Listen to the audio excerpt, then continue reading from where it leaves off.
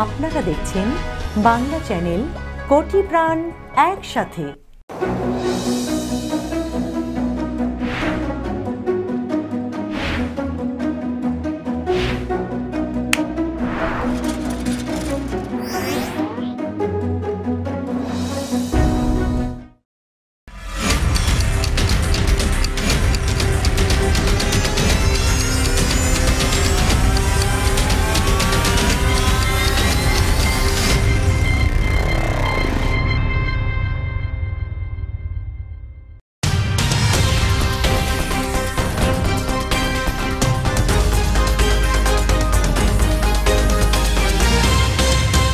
এখন দেখবেন বাংলা সংবাদ সৌজন্যে New Haque and sons, mega homes reality, রূপসীবাংলা.us, খামারবাড়ি, attorney Moin Chowdhury law firm PC এবং নিউ ইয়র্ক ইন্স্যুরেন্স ব্রোকারেজ। প্রিয় দর্শক, স্বাগত জানাচ্ছি বাংলা চ্যানেল সংবাদে। আপনাদের সঙ্গে আছি আমি মেহরুন বিনতে ফেরদৌস এবং আমি সামান্তা খালিদ। শুরুতে জানিয়ে দেব শিরোনাম। ভোটে হেরে ওয়াশিংটনের রাস্তায় ট্রাম্প সমর্থকদের বিক্ষোভ, সহিংসতা। মানুষ ফল মেনে নেবে না বললেন ট্রাম্প, খোশমেজাজে বাইডেন। শরণার্থীদের সুদিন আসছে যুক্তরাষ্ট্রে। ডোনাল্ড ট্রাম্পের বছরে 15,000 আশ্রয়ের কোটা, বাইডেন করবেন 1,25,000। ভারতের নাগপুর ও মুম্বাইতে ছড়িয়ে রয়েছেন জো বাইডেনের বহু আত্মীয়। নয়া প্রেসিডেন্টের সঙ্গে যোগাযোগ রয়েছে অনেকের। 2020 সালের চেয়েও খারাপ হবে 2021 সাল। মারাত্মক দুর্ভিক্ষ, অতিমারির মুখোমুখি হতে চলেছে বিশ্ব, বলছে WFP। এবং যুক্তরাষ্ট্রকে ছাড়াই চীনের নেতৃত্বে বিশ্বের বৃহত্তম বাণিজ্যিক জোট এশিয়ায় যোগ দিয়েছে জাপান এবং অস্ট্রেলিয়াও। শুনছিলেন শিরোনাম, এবার বিস্তারিত। প্রেসিডেন্ট নির্বাচনে কথিত ভোট জালিয়াতির প্রতিবাদে রাজধানীর ওয়াশিংটন ডিসির রাস্তায় বিক্ষোভ করেছেন কয়েক হাজার ট্রাম্প সমর্থক। ডোনাল্ড ট্রাম্পের মেক আমেরিকা গ্রেট এগেইন স্লোগানধারী পতাকা নিয়ে বিক্ষোভকারীদের সঙ্গে এদিন যোগ দেয় প্রাউড বয়েজ সহ উগ্র ডানপন্থী দলের সদস্যরাও। এ সময় অনেকের শরীরেই বুলেট প্রুফ ভেস্ট পরা ছিল। বিস্তারিত দেখুন রিপোর্টে। শনিবার দুপুরে হোয়াইট হাউসের পূর্ব দিকে ফ্রিডম প্লাজার কাছে সমবেত হন বিক্ষোভকারীরা। পরে সুপ্রিম কোর্টের দিকেও যেতে চেয়েছিলেন তারা। এই বিক্ষোভ সমাবেশকে একাধিক নামে অভিহিত করেছেন অংশগ্রহণকারীরা।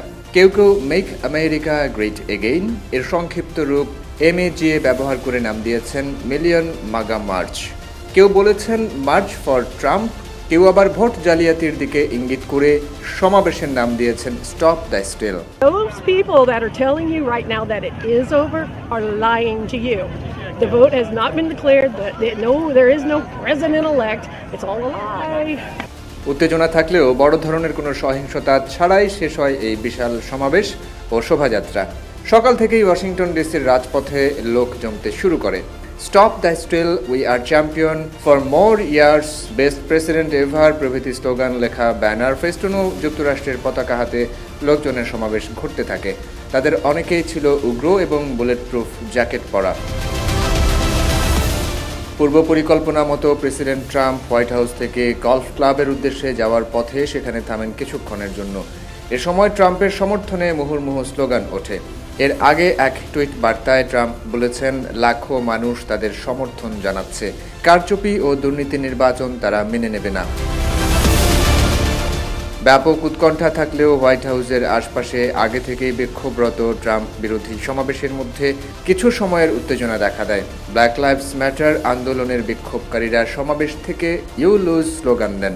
এ সময় পুলিশ সক্রিয় থেকে উভয় দলকে নিজেদের এলাকায় আটকে রাখতে সক্ষম হয়। অন্যদিকে নির্বাচনে জয়ী জো বাইডেন ডেলাওয়ার স্টেটে আছেন। ক্ষমতা গ্রহণের জন্য প্রস্তুতি শুরু করেছেন ট্রানজিশন টিমের সঙ্গে। শনিবার এই টিমের সঙ্গে বৈঠকের আগে জো বাইডেন ও তার স্ত্রী বাড়ির পাশের কেপ হেনলোপেন স্টেট পার্ক এলাকায় সাইকেলে ঘুরে বেড়ান।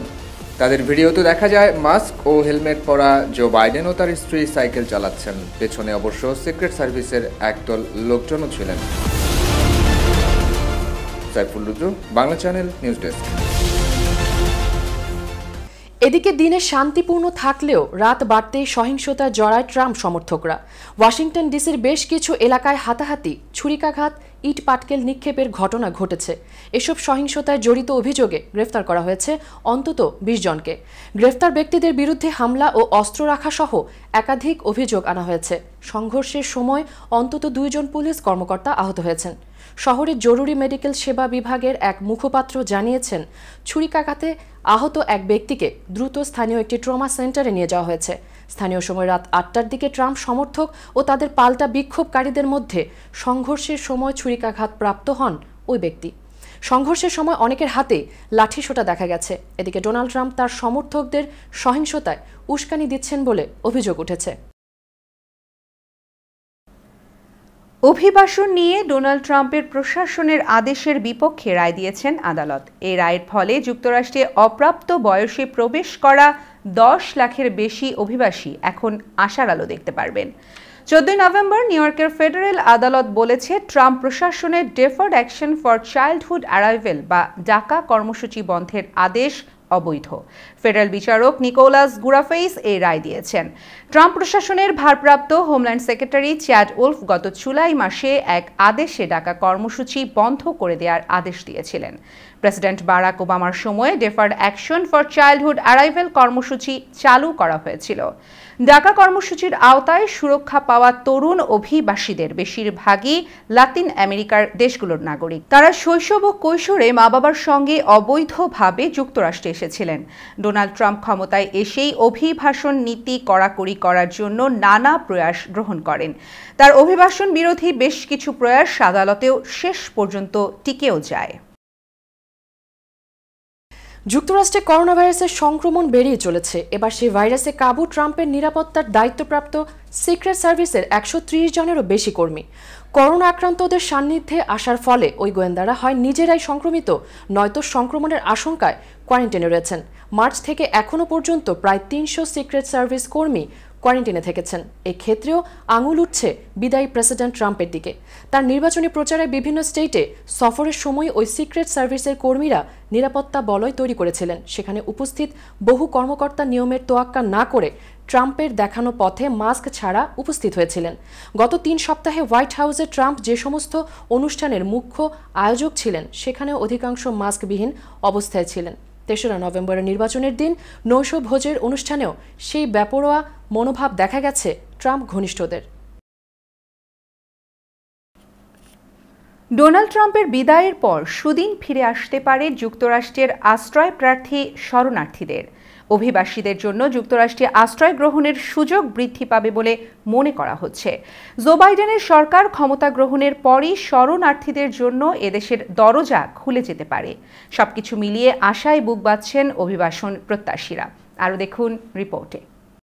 Nearly 180,000 illegal immigrants. President Donald Trump বাইরের দেশ থেকে বছরে সর্বোচ্চ 15,000 শরণার্থী গ্রহণের সীমা নির্ধারণ করে দিয়েছিলেন।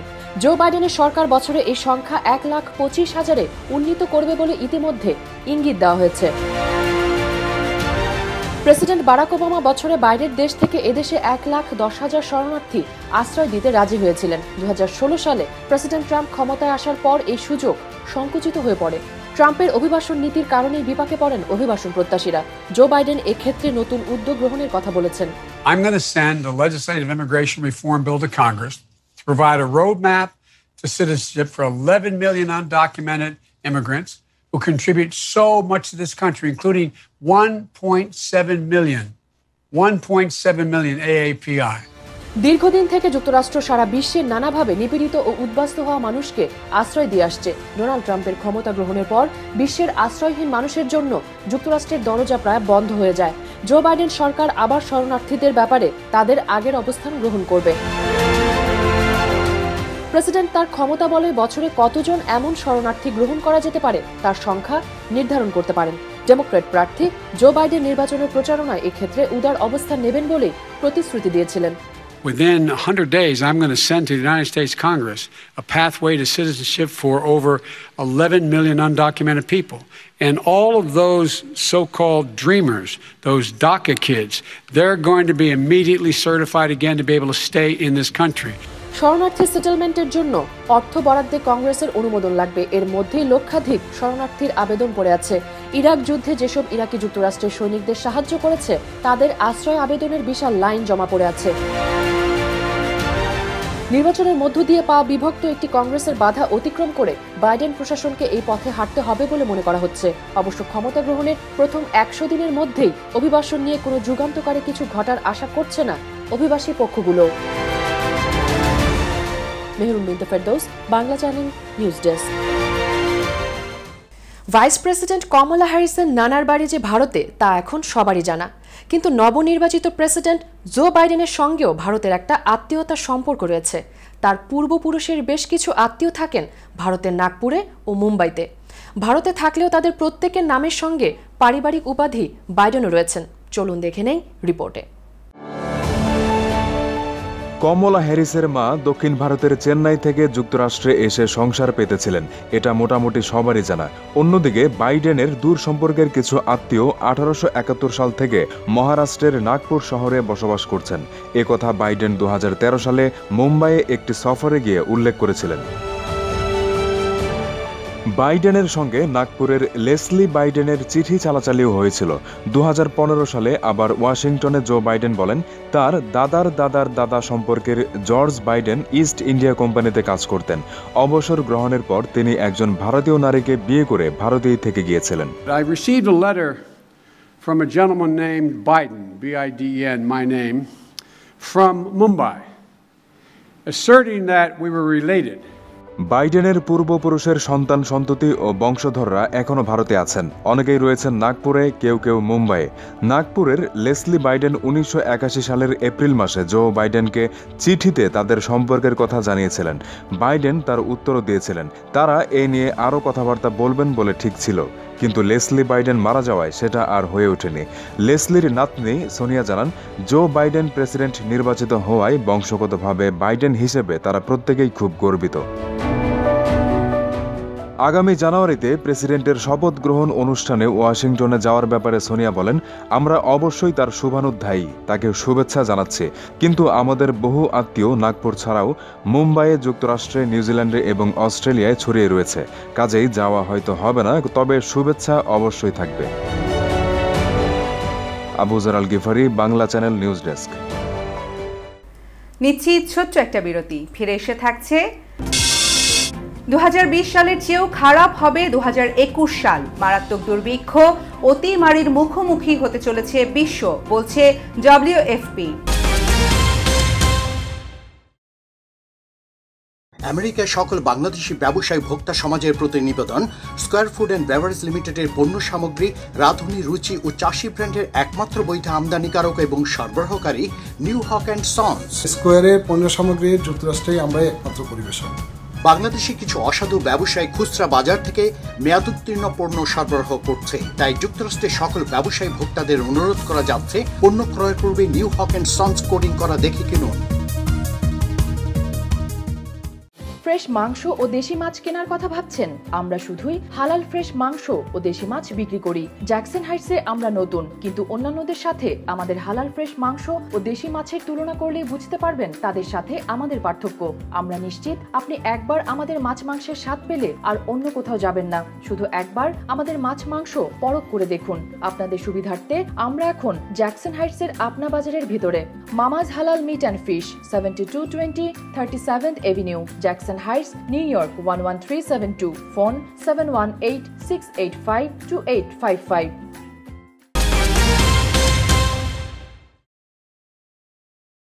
আবারও স্বাগত বাংলা চ্যানেল সংবাদে। এবার করোনা ভাইরাস আপডেট।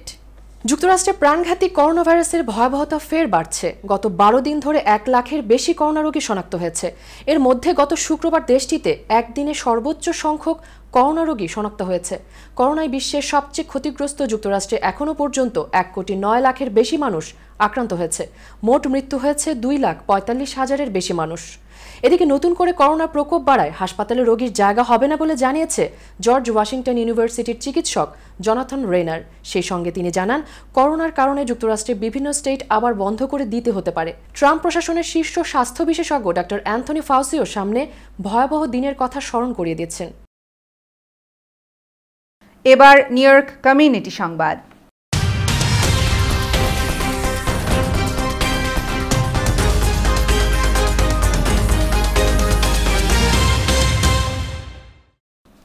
কুমিল্লা সহ দেশের বিভিন্ন সংখ্যালঘু নির্যাতনের প্রতিবাদে শুক্রবার বিকেলে জাতিসংঘের সামনে বিক্ষোভ সমাবেশ অনুষ্ঠিত হয়। প্রবাসী কয়েকটি সংগঠনের আয়োজনে সমাবেশ থেকে জাতিসংঘ ও বাংলাদেশের প্রধানমন্ত্রীর নিকট সংখ্যালঘুদের নাগরিক নিরাপত্তা, অধিকার সুনিশ্চিত ও সুরক্ষা প্রদানের আবেদন জানানো হয়। আরও দেখুন রিপোর্টে। প্রতিবাদ সমাবেশে উপস্থিত নেতৃবৃন্দ বলেন, সামাজিক যোগাযোগ মাধ্যমে একটি অপশক্তি পরিকল্পিতভাবে ও মিথ্যা ধর্ম অবমাননার নামে সংখ্যালঘুদের বাড়িঘরে অগ্নিসংযোগ ও গ্রেপ্তার, হয়রানির মতো কাজে লিপ্ত। বক্তারা বলেন, প্রায় প্রতিদিনই বাংলাদেশের সংখ্যালঘুদের মন্দির ভাঙ্গা হচ্ছে। সংখ্যালঘুদের ধর্মীয় অনুভূতির কোথাও কোনো মূল্যায়ন হচ্ছে না, বরং মিথ্যাভাবে ধর্ম অবমাননার অভিযোগ এনে অনেক সংখ্যালঘু ছেলে মেয়েকে কারাগারে পাঠানো হচ্ছে। তারা প্রধানমন্ত্রীকে শক্ত হাতে এই অপশক্তিকে দমনের আহ্বান জানান। আজকের যে বাংলাদেশ আমরা দেখছি, এটা জাতির জনক বঙ্গবন্ধুর বাংলাদেশ না। পাকিস্তানে যেমন প্রতিদিন সংখ্যালঘুর উপর নির্যাতন হয়, বাংলাদেশে এখন প্রতিদিন সংখ্যালঘুর উপর নির্যাতিত হয়। আমরা সরকারের কাছে আর কত বিচার দাবি করব। রণবীর বড়ুয়ার সভাপতিত্বে অনুষ্ঠান পরিচালনা করেন গোবিন্দ জি বানিয়া। বক্তব্য দেন দীনেশ মজুমদার, প্রকাশ গুপ্ত, বিভাস মল্লিক, শীতাংশু গুহ, বিশু গোপ, মং এপ্রং, হীরা চাকমা, নিরুপম চাকমা সহ অন্যরা। Bangla channel news desk. এবার বাংলাদেশ প্রসঙ্গ। করোনা ভাইরাসে আক্রান্ত হয়ে গত 24 ঘন্টায় বাংলাদেশে আরও 21 জনের মৃত্যু হয়েছে। তাদের মধ্যে পুরুষ 17 ও নারী 4 জন। এই নিয়ে মৃত্যুর সংখ্যা দাঁড়ালো 6194 জনে। গত 24 ঘন্টায় 116টি ল্যাবে 14,060টি নমুনা পরীক্ষা করা হয়। এছাড়া নমুনা সংগ্রহ হয়েছে 14,003টি। এ পর্যন্ত দেশে মোট 25,41,194 জনের নমুনা পরীক্ষা করা হয়েছে। এ সময় নতুন রোগী শনাক্ত হয় 1,837 জন। এ নিয়ে মোট শনাক্তকৃত রোগীর সংখ্যা 4,32,333 জন। এদিকে করোনা ভাইরাসে আক্রান্ত হয়েছেন স্বরাষ্ট্রমন্ত্রী আসাদুজ্জামান খান কামাল ও পররাষ্ট্র প্রতিমন্ত্রী শাহরিয়ার আলম সহ শীর্ষ কয়েকজন রাজনীতিক। সংক্রমণ ও মৃত্যু বাড়লেও মানুষের মধ্যে সচেতনতার আর কোনো বালাই নেই। কোথাও মানা হচ্ছে না কোনো ধরনের স্বাস্থ্য সচেতনতা। চলতি মাসের প্রথম 2 সপ্তাহে বছরের সর্বোচ্চ 219 জন এডিস মশাবাহিত ডেঙ্গু জ্বরে আক্রান্ত রোগী হাসপাতালে ভর্তি হয়েছে। ডেঙ্গু সংক্রমণে স্বাভাবিক গতি প্রকৃতি অনুসারে সেপ্টেম্বরের পর থেকে এতে আক্রান্তের সংখ্যা কমার কথা থাকলেও উল্টো তা বাড়ছে।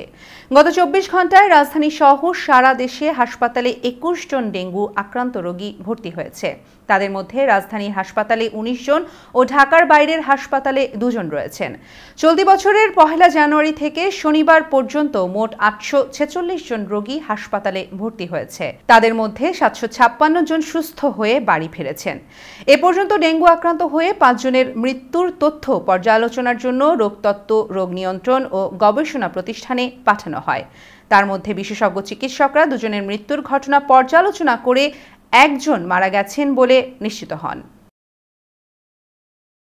এবার আন্তর্জাতিক প্রসঙ্গ।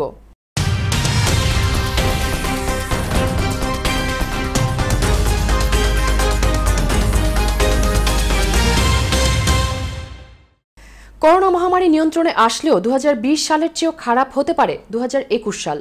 আগামী বছর বিশ্বজুড়ে দেখা দিতে পারে ভয়াবহ দুর্ভিক্ষ। এমন সতর্কবার্তা দিয়ে এখন থেকেই প্রস্তুতি ও পরিকল্পনা নেওয়ার আহ্বান জানিয়েছেন বিশ্ব খাদ্য কর্মসূচি WFP প্রধান ডেভিড বিসলি। আরও দেখুন রিপোর্টে। এবারের নোবেল শান্তি পুরস্কার জয়ী সংস্থা WFP প্রধান বিসলি জানান, WFP-কে নোবেল শান্তি পুরস্কার প্রদান বিশ্বের তাবড় রাষ্ট্রনেতাদের উদ্দেশ্যে নিঃসন্দেহে এক তাৎপর্যপূর্ণ বার্তা। কিন্তু 2021 সালে একাধিক দুর্ভিক্ষের সাক্ষী হতে চলেছে পুরো বিশ্ব। তা ঠেকাতে প্রচুর অর্থের প্রয়োজন। রাষ্ট্রনেতাদের তা বুঝতে হবে। 130 million people could be pushed to the brink of starvation by the end of 2020. That's a total of 265 million people. WFP প্রধানের দাবি, যুক্তরাষ্ট্রে প্রেসিডেন্ট নির্বাচন এবং কোভিড মহামারী সংবাদের শিরোনাম দখল করে রাখার ফলে বিশ্ব খাদ্য সংকটের বিষয়ে এই মুহূর্তে সচেতনতার অভাব রয়েছে। তিনি জানিয়েছেন, আগামী বছরে পৃথিবী এক বিশাল দুর্ভিক্ষ অতিমারির সম্মুখীন হতে চলেছে। যথোপযুক্ত ব্যবস্থা না নিলে আর কয়েক মাসের মধ্যে একই সঙ্গে একাধিক দুর্ভিক্ষ আঘাত হানবে বিশ্বের বিভিন্ন দেশে। Such as the war in Syria, Yemen, the deepening crisis in places like South Sudan, and as Jan Egeland, I know, will no doubt set out about Burkina Faso in the central Sahel region. বিজলির মতে 2020 সালেই ভয়াবহ দুর্ভিক্ষের মুখোমুখি হতে পারত বিশ্ব, কিন্তু Covid আবহ মোকাবেলায় উদার আর্থিক প্যাকেজ, ঋণ শোধ প্রক্রিয়ার মেয়াদ বৃদ্ধি এবং আর্থিক অনুদানের সাহায্যে তা এড়াতে পেরেছে অধিকাংশ রাষ্ট্র। তবে এই মুহূর্তে ফের সংক্রমণের হার বৃদ্ধি পাওয়ায় আবারও লকডাউন ও অচলাবস্থার সম্ভাবনা ঘনিয়ে আসার জেরে নিম্ন ও মধ্য আয়কারী দেশগুলোর আর্থিক সংকট মাথাচাড়া দিয়ে উঠেছে। COVID-19, I want to stress that we're not only facing a global health pandemic, but also a global humanitarian catastrophe. তার মতে 2021 সালের সম্ভাব্য দুর্ভিক্ষ এড়াতে $150 কোটি প্রয়োজন WFP-র। তার হিসেবে প্রকল্পের তহবিলে মজুদ অর্থের সঙ্গে আরও কিছু অর্থ যুক্ত হলে বিশ্বব্যাপী দুর্ভিক্ষ রোধ করা সম্ভব হবে। WFP and our partners are going all out to help them. We'll do everything we possibly can. Rifat Tasnova, Bangla channel, news desk. নাইজেরিয়ায় 3টি প্রদেশে 10 দিনের ব্যবধানে মহামারী পিত জ্বরে 76 জনের মৃত্যু হয়েছে। দেশটির রোগ নিয়ন্ত্রণ কেন্দ্রের প্রধান বলেন, 1 থেকে 11 নভেম্বরের মধ্যে ডেল্টা প্রদেশে 35 জন, এনগুতে 33 জন এবং বাউচি রাজ্যে 8 জন মারা গেছে। এছাড়া এ সময়ের মধ্যে এই 3 রাজ্যে 222 সন্দেহভাজন রোগী এবং 19 জন নিশ্চিত পিত জ্বরে আক্রান্ত হয়েছে। পিত জ্বরের প্রাদুর্ভাব ঠেকাতে টিকা দেওয়ার কাজ চলছে বলেও জানান দেশটির রোগ নিয়ন্ত্রণ কেন্দ্রের প্রধান। আক্রান্তদের মধ্যে বেশিরভাগই 1 থেকে 55 বছর বয়সী পুরুষ। রোগীদের মধ্যে জ্বর, মাথা ব্যথা, জন্ডিস, পেটে ব্যথা, রক্তবমির মতো উপসর্গ রয়েছে। রোমানিয়ায় করোনা ভাইরাসে আক্রান্ত রোগীদের চিকিৎসা দেয়া একটি হাসপাতালে শনিবার রাতে ভয়াবহ অগ্নিকাণ্ডে 10 রোগী নিহত হয়েছেন। এই ঘটনায় গুরুতর আহত হয়েছেন এক চিকিৎসক সহ আরও 7 জন। দেশটির উত্তর পূর্বাঞ্চলীয় শহর পিয়াত্রা নিয়ামত শহরে অবস্থিত এই হাসপাতালটির ইন্টেন্সিভ কেয়ার ইউনিটে আগুনের সূত্রপাত হয়। সেখানে মোট 16 জন করোনা রোগী ছিলেন। রোমানিয়ার স্বাস্থ্যমন্ত্রী নেলু তাতারু বলেন, শর্ট সার্কিট থেকে হাসপাতালটিতে আগুনের সূত্রপাত হয়েছে বলে প্রাথমিকভাবে ধারণা করা হচ্ছে। 2015 সালের পর থেকে এটি রোমানিয়ায় হওয়া সবচেয়ে প্রাণঘাতী অগ্নিকাণ্ডের ঘটনা। ওই সময় বুকারেস্টের একটি নৈশ ক্লাবে আগুন লেগে 65 জনের মৃত্যু হয়েছিল। নিচ্ছি আরও একটি বিরতি, ফিরে এসে থাকছে। যুক্তরাষ্ট্রকে ছাড়াই চীনের নেতৃত্বে বিশ্বের বৃহত্তম বাণিজ্যিক জোট এশিয়ায় যোগ দিয়েছে জাপান এবং অস্ট্রেলিয়াও।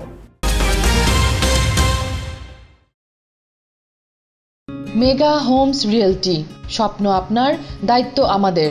পছন্দের বাড়িটির জন্য আসুন আমাদের কাছে। Mega homes realty, buy, sell, rent, invest ও শর্ট সেল। আমরা ফোরক্লোজ থেকে আপনার বাড়ি রক্ষা করতে সহায়তা করি। Mega homes realty, commercial and residential real estate firm. আমাদের সাথে যোগাযোগের ঠিকানা Moinul Islam, 3211 35th Avenue, Astoria, New York 11106। Telephone 9175354131। Email moinul4@gmail.com। নিরাপত্তা নিয়ে উদ্বিগ্ন? বিশ্বের যে কোনো প্রান্তে বসে নজর রাখুন বাড়ি, অফিস বা ব্যবসা প্রতিষ্ঠান। আপনার পরিবার, কর্মক্ষেত্র বা প্রতিষ্ঠানের টোটাল সিকিউরিটি সলিউশন নিশ্চিত করতে digital security system and networking inc বিশ্বস্ত একটি নাম। Weatherproof night vision, CC camera, networking, installation এবং সার্বিক সেবায় রয়েছে আমাদের দক্ষ টিম ও অভিজ্ঞতা। যোগাযোগ করুন MD Ziaur Rahman Chowdhury Litu, 16709 hillside avenue, second floor, sweet 2A, Jamaica, new York 11432। Cellphone number 9418223090। Email lituchaudhuri2009@yahoo.com। আপনার নিশ্চিন্ত নিরাপত্তা আমাদের স্বস্তি।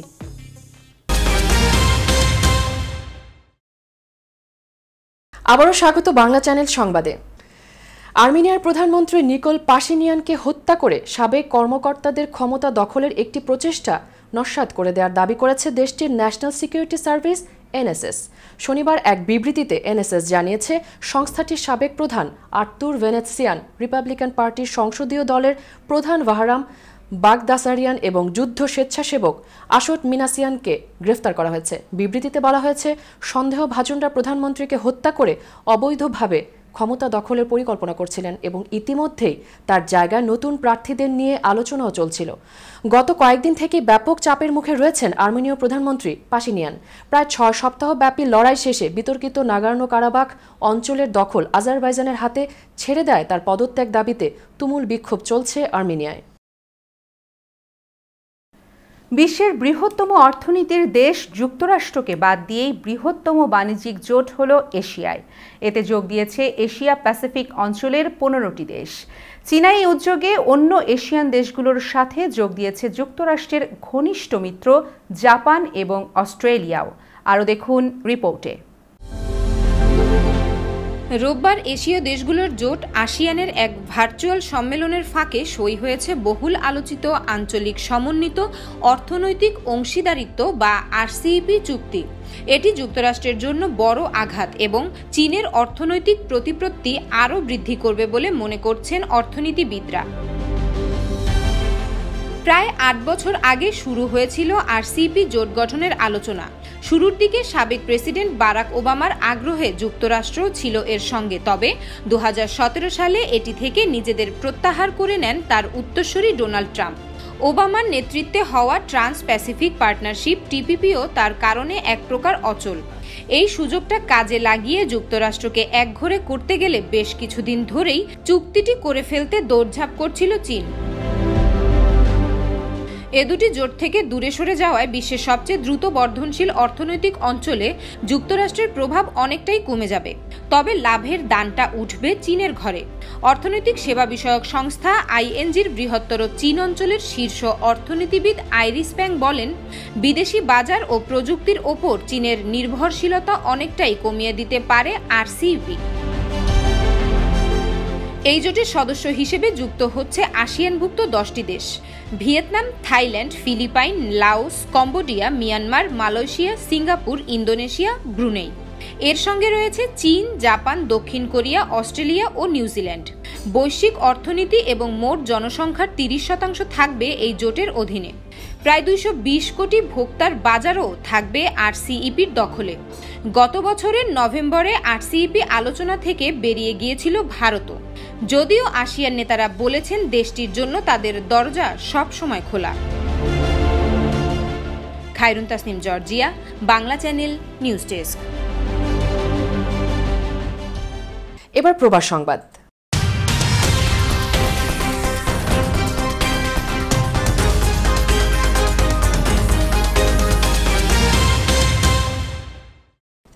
ইতালিতে আবারও বাড়ছে করোনার প্রকোপ। প্রতিদিনই নতুন করে শনাক্ত হচ্ছে 30,000-এরও বেশি মানুষ, সাথে পাল্লা দিয়ে বাড়ছে মৃতের সংখ্যা। এদিকে করোনার দ্বিতীয় প্রকোপের কারণে দেশটিতে ফিরতে পারছেন না প্রায় 6,000 ফ্যামিলি ভিসাধারী বাংলাদেশি। আরও দেখুন রিপোর্টে। প্রতিদিনই নতুন শনাক্তের সংখ্যা অস্বাভাবিকভাবে বৃদ্ধি পাওয়ায় কঠোর অবস্থানে যাচ্ছে ইতালি সরকার। সম্প্রতি পুরো দেশকে 3 ভাগে বিভক্ত করে লকডাউনের আওতায় আনা হচ্ছে ঝুঁকিপূর্ণ অঞ্চলগুলোকে। তবে ঝুঁকিপূর্ণ এসব অঞ্চলে লকডাউন থাকলেও শর্ত সাপেক্ষে চলাফেরা করার অনুমতি রয়েছে। করোনার দ্বিতীয় এ প্রকোপের জন্য বাংলাদেশে আটকে আছে প্রায় 6,000 ফ্যামিলি ভিসাধারী বাংলাদেশি। করোনার প্রভাবে দীর্ঘদিন বাংলাদেশ ও ইতালির মধ্যকার ফ্লাইট বন্ধ থাকার পর দেশটির বিভিন্ন স্থানে বৈধভাবে কর্মরত শ্রমিক বা বৈধ কাগজধারীদের ইতালিতে প্রবেশের অনুমতি দিলেও নতুন করে যারা ফ্যামিলি ভিসা পেয়েছেন তাদের অনুমতি মেলেনি এখনও। এদিকে এই ভিসা প্রাপ্তদের মধ্যে অনেকের ভিসার মেয়াদ শেষ হয়ে যাওয়ায় চরম দুশ্চিন্তায় পড়েছেন এসব বাংলাদেশিরা। এ অবস্থায় বাংলাদেশ সরকারের হস্তক্ষেপ কামনা করছেন দেশে আটকে পড়া নতুন ফ্যামিলি ভিসাধারীরা। আমি ব্যক্তিগতভাবে ইতালি প্রবাসীদের পক্ষ থেকে প্রধানমন্ত্রী জননেত্রী শেখ হাসিনার হস্তক্ষেপ কামনা করছি। আমরা রেমিটেন্স যোদ্ধা, আমরা দেশে অন্য কিছু চাই না, আমরা চাই আমাদের কর্মসংস্থানে ফিরে যেতে। স্থানীয় বাঙালি কমিউনিটির নেতাকর্মীরা মনে করছেন করোনার দ্বিতীয় প্রকোপ না কমা পর্যন্ত নতুন ভিসাপ্রাপ্তদের ফেরা অনেকটা অনিশ্চিত। তবে ধারণা করা হচ্ছে চলতি বছরের করোনার টিকা ইতালিতে পৌঁছালেই কমে যাবে করোনার প্রভাব, আর এরপরই হয়তো এদের ফেরার সুযোগ হবে। তবে যাদের ভিসার মেয়াদ শেষ হয়ে গেছে তাদের ভিসার মেয়াদ হয়তো স্বয়ংক্রিয়ভাবে বাড়ানো হবে বলে মনে করছেন অভিবাসন বিষয়ে অভিজ্ঞ ব্যক্তিরা। Kaniz Fatema Nipa, Bangla channel, news desk. Corona ভাইরাসে আক্রান্ত হয়েছেন বাংলাদেশ জাতীয় ফুটবল দলের কোচ জেমি ডে। ঠান্ডা লেগেছিল বাংলাদেশ কোচ জেমিডের। গতকাল বঙ্গবন্ধু মেডিকেল কলেজ হাসপাতালে করোনা পরীক্ষার নমুনা দেন তিনি। রবিবার তার রিপোর্ট পজিটিভ আসে। রিপোর্ট পাওয়ার পর থেকে তিনি আইসোলেশনে চলে গেছেন। তবে আগামী ম্যাচের কথা চিন্তা করে ফের নমুনা দেবেন তিনি। জেমিডের করোনায় আক্রান্তের খবরে আতঙ্ক বিরাজ করছে লাল সবুজ শিবিরেও, কেননা নেপাল ম্যাচ সামনে রেখে গত কয়েকদিন শিশুদের নিয়ে অনুশীলনে ব্যস্ত সময় কাটিয়েছেন জেমি। চলতি বছরের অক্টোবরে ইংল্যান্ডে গিয়েছিলেন তিনি। গত 29 অক্টোবর নেপাল ম্যাচ সামনে রেখে ইংল্যান্ড থেকে বাংলাদেশে ফেরেন তিনি। এরপর গত 13 নভেম্বরের ম্যাচে নেপালকে 2-0 গোলে হারায় বাংলাদেশ। এর দুদিন পর শিশুদের সঙ্গে অনুশীলনে যোগ দেন জেমি। এবার সংস্কৃতি সংবাদ।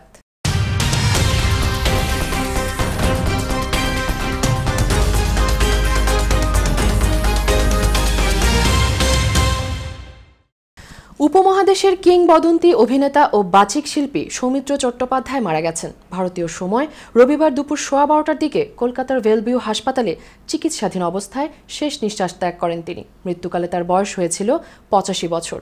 বিস্তারিত রিপোর্টে। বর্ষিয়ান অভিনেতা সৌমিত্র চট্টোপাধ্যায় করোনায় আক্রান্ত হয়ে গত 6 অক্টোবর হাসপাতালে ভর্তি হয়েছিলেন। এরপর কয়েক দফায় তার শারীরিক অবস্থার অবনতি ও উন্নতির খবর পাওয়া যায়। করোনা থেকে মুক্ত হয়েছিলেন সৌমিত্র, তবে অন্যান্য জটিল রোগের কাছে পরাস্ত হয়ে রোববার পৃথিবী থেকে বিদায় নিলেন এই কিংবদন্তি। সৌমিত্র চট্টোপাধ্যায় 1935 সালে জন্মগ্রহণ করেন। তিনি একাধারে ছিলেন প্রযোজক, গল্পকার, কবি ও আবৃত্তিকার। মঞ্চেও দুর্দান্ত একজন অভিনেতা ছিলেন। পেশাজীবন শুরু করেছেন ভয়েস আর্টিস্ট হিসেবে। পরে সিনেমার জন্য ডাক পান 1959 সালে অস্কারজয়ী পরিচালক সত্যজিৎ রায়ের অপুর সংসার সিনেমার জন্য। সেই ছবি দিয়েই অভিনয় জগতে পা রাখেন তিনি। এরপর তিনি সত্যজিৎ রায়ের 34টি সিনেমার 14টিতেই অভিনয় করেছেন। তার অভিনীত চরিত্রগুলোর মধ্যে সবচেয়ে জনপ্রিয় ফেলুদা। তোমার এই কি হার, কি করবো বলো, তোমার মতন বরাত আর পেলাম কই। সত্যজিৎ ছাড়াও সৌমিত্র মৃণাল সেন, তপন সিংহ, অজয় করের মতো কালজয়ী নির্মাতাদের সঙ্গে কাজ করেছেন। তার নায়িকা হিসেবে দেখা গেছে সুচিত্রা সেন, সুপ্রিয়া দেবী, শর্মিলা ঠাকুর, অপর্ণা সেন, মাধবী মুখার্জি, তনুজা সহ অনেক কিংবদন্তি অভিনেত্রীকে। দাও দাও দাও জলে দুরন্ত বন্যি, ঘটকের জ্বালায় যে ঝলছেন তন্নি, জল দে ওরে জল দে। ভারত সরকার সৌমিত্র চট্টোপাধ্যায়কে 2004 সালে পদ্মভূষণ ও 2012 সালে দাদা সাহেব ফালকে পুরস্কার দিয়ে সম্মানিত করেছে। এছাড়াও 2017 সালে তিনি ফ্রান্স সরকার কর্তৃক লিজিয়ন অফ অনার লাভ করেন। পশ্চিমবঙ্গ সরকার একই বছর তাকে বঙ্গবিভূষণ পুরস্কার প্রদান করে। তবে 2013 সালে এই পুরস্কার প্রত্যাখ্যান করেছিলেন সৌমিত্র চট্টোপাধ্যায়। কিংবদন্তি অভিনেতা সৌমিত্র চট্টোপাধ্যায়ের প্রয়াণে বাংলা চ্যানেলের শোক ও শ্রদ্ধা। CM Shafiq, Bangla channel, news desk. দর্শক চলুন এবার দেখে নেই গেল সপ্তাহে নিউ ইয়র্ক থেকে প্রকাশিত কয়েকটি বাংলা সাপ্তাহিকের উল্লেখযোগ্য শিরোনাম। বুধবার প্রকাশিত পত্রিকার ঠিকানার প্রধান খবর, স্মরণীয় বিজয় বাইডেন কমলার, পরাজয় অস্বীকার ট্রাম্প পেন্সের, গণতন্ত্রের জয়, দাম্ভিকতার অবসান। ঠিকানার আরেকটি উল্লেখযোগ্য শিরোনাম, ঐক্যবদ্ধ আমেরিকা গড়ার অঙ্গীকার, বাইডেন কমলার 11 মিলিয়ন অভিবাসী নাগরিকত্ব পাবেন। শনিবার প্রকাশিত বাঙালি পত্রিকার প্রধান শিরোনাম, মাইক পেন্স ঘোষণা করবেন জো বাইডেনের নাম, ট্রাম্পের দম্ভের সমাপ্তি 6 জানুয়ারি। বাঙালির আরেকটি উল্লেখযোগ্য খবর, মেয়র ব্লাজিওর ঘোষণা, সোমবার থেকে স্কুল বন্ধ হতে পারে। শুক্রবার প্রকাশিত আজকাল তাদের প্রধান শিরোনাম করেছে ট্রাম্পের নীল নকশা। আজকালের আরেকটি উল্লেখযোগ্য শিরোনাম, বাংলাদেশে মার্কিন ভোটের উত্তাপ, কেমন হবে হাসিনা বাইডেন সম্পর্ক। সাপ্তাহিক পরিচয়ের প্রধান শিরোনাম, আমেরিকার অন্তরাত্মা পুনঃস্থাপন করতে চায় জো বাইডেন। পরিচয়ের আরেকটি উল্লেখযোগ্য শিরোনাম, জার্মানিতে করোনার ভ্যাকসিন আবিষ্কার মুসলিম ইমিগ্রেন্ট দম্পতির। শুক্রবার প্রকাশিত প্রথম আলোর উত্তর আমেরিকা সংস্করণের প্রধান খবর, ট্রাম্প অনড়, ক্ষমতা হস্তান্তরে অনিশ্চয়তা। প্রথম আলোর আরেকটি উল্লেখযোগ্য শিরোনাম, পদ্মার ইলিশ বলে বিক্রি হচ্ছে অন্য দেশের মাছ, ডিলারের মাছ নিষিদ্ধ। বাংলাদেশ প্রতিদিন উত্তর আমেরিকা সংস্করণের প্রধান শিরোনাম, ক্ষমতা হস্তান্তর নিয়ে সংশয়, অনিশ্চয়তা। বাংলাদেশ প্রতিদিনের আরেকটি উল্লেখযোগ্য শিরোনাম, ক্ষমতা গ্রহণের পর যা করবেন বাইডেন। সাপ্তাহিক বাংলাদেশের প্রধান শিরোনাম, ক্ষমতা হস্তান্তরে ট্রাম্পের গোয়ার্তুমি। বাংলাদেশের আরেকটি উল্লেখযোগ্য শিরোনাম, যুক্তরাষ্ট্রে করোনার ভয়াল থাবা। সাপ্তাহিক প্রবাসের প্রধান শিরোনাম, ক্ষমতার পথে কঠিন দিন জোর। প্রবাসের আরেকটি উল্লেখযোগ্য খবর, সামনের 2 মাস কেমন যাবে আমেরিকা। সাপ্তাহিক নবযুগের প্রধান শিরোনাম, বাইডেনের আস্থা অর্জনে মরিয়া ঢাকার নেতারা। নবযুগের আরেকটি উল্লেখযোগ্য খবর, সরকারি কাজে মন নেই ট্রাম্পের। এই ছিল বাংলা চ্যানেল সংবাদের শেষ করার আগে শিরোনামগুলো জানিয়ে দিচ্ছি আরও একবার।